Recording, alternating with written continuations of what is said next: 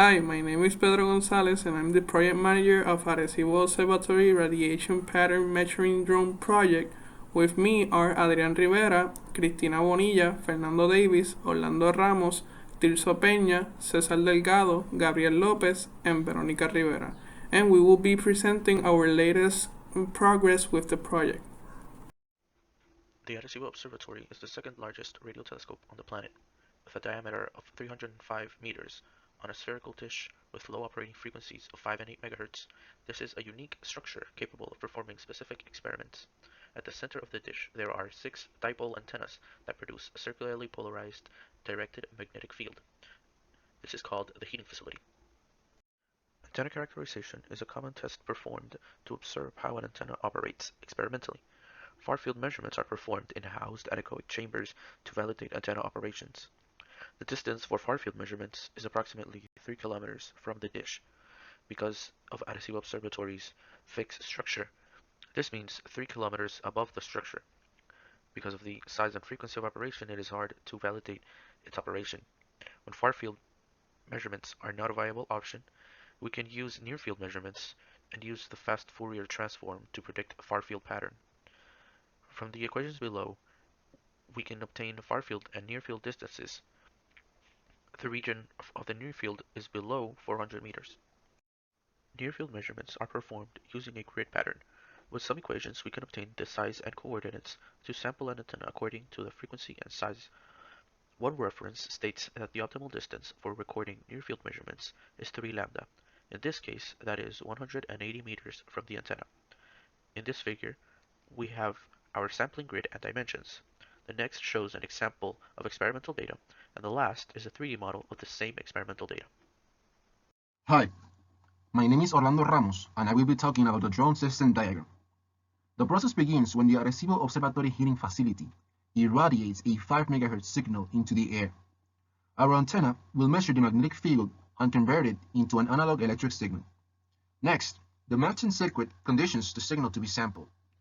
We will use an up converter to increase the frequency of the signal. Then, the signal enters our ADC, which in our case is a software-defined radio or SDR, where we obtain the magnitude and phase of the signal. The data is stored into the single board computer or SBC. The SBC also contains the autonomous flight software and sends commands in coordinates to the flight controller. The flight controller uses the GPS to move the drone and subsystems into the appropriate location where we'll capture the data. The flight controller also has the parachute ready to launch in case of any accident. Lastly, we use a camera on our drone to monitor our flight. Our system, the Phoenix, is composed of the following parts: RCK GPS, parachute system, single board computer, a camera, microstrip antenna, and a software-defined radio. On this detailed diagram of the microstrip Minder antenna system, we can see how the signal will travel through the components once it receives the signal from the heating facility of Arecibo. The first component that will encounter the signal will be the balance transformer that will unbalance the signal. Then it will pass through the matching circuit where it will be able to attenuate and match the signal to eliminate any signal reflection. And finally, it will pass through the up converters to convert the signal into a higher frequency so it can be read by the SDR. Here we can see the physical appearance of the microstrip Minder antenna system. Now we can move on to the GPS. The real-time kinematic GPS is a common land surveying tool. With modern versions of this equipment, we can mount the system on a drone and obtain centimeter-level precision. Typical GPS use georeferencing to provide data on a location. We can also extract the timestamp of the measurement to allow us to further synchronize our data. And with the use of a reference point, we can increase the precision of our measurements. In the figure below, we have a picture of how this implementation is performed. It consists of a rover and a base module that communicate with each other, each with their own satellite antenna for increased precision. This is the near field measurement data flow diagram. First of all, the drone is going to go to a specific location on the dish, where then the Python script is going to be reading data from the SDR. The SDR reads the IQ data from the dish and outputs it in binary. Therefore, the Python script is going to parse that data, where the first 32 bits are the real part of the value at the location, and the next 32 bits are the complex part of that number. and then it's going to create a binary file with those values of x and y, and it's also going to create a text file, the GPS data for the current location. And it's going to do this several times. For later on, the MATLAB script can get those values at the same location and then average them. So after we do multiple runs at that certain location, it's going to go to another location. It's going to do it again for that location. So then after we gather all this data, it's going to be saved onto the onboard computer, and then with that data it can be later retrieved for a MATLAB script to be able to calculate the average of each complex value of each location.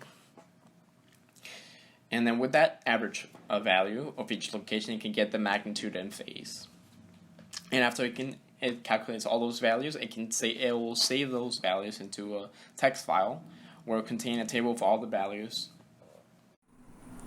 For this month, we will be doing the flight test of the Phoenix, redesigning and validating the matching circuit, establish the number of measuring points and standing time per point, and the validation and integration of the RTK GPS. During the summer, we will be working on performing all the tests and validation of the antenna system working as a unit, and work the systems test and final integration. In conclusion, the Phoenix flight test will be performed in a few weeks to be able to validate that all the flight systems are working as expected. Redesign and validate the matching circuit.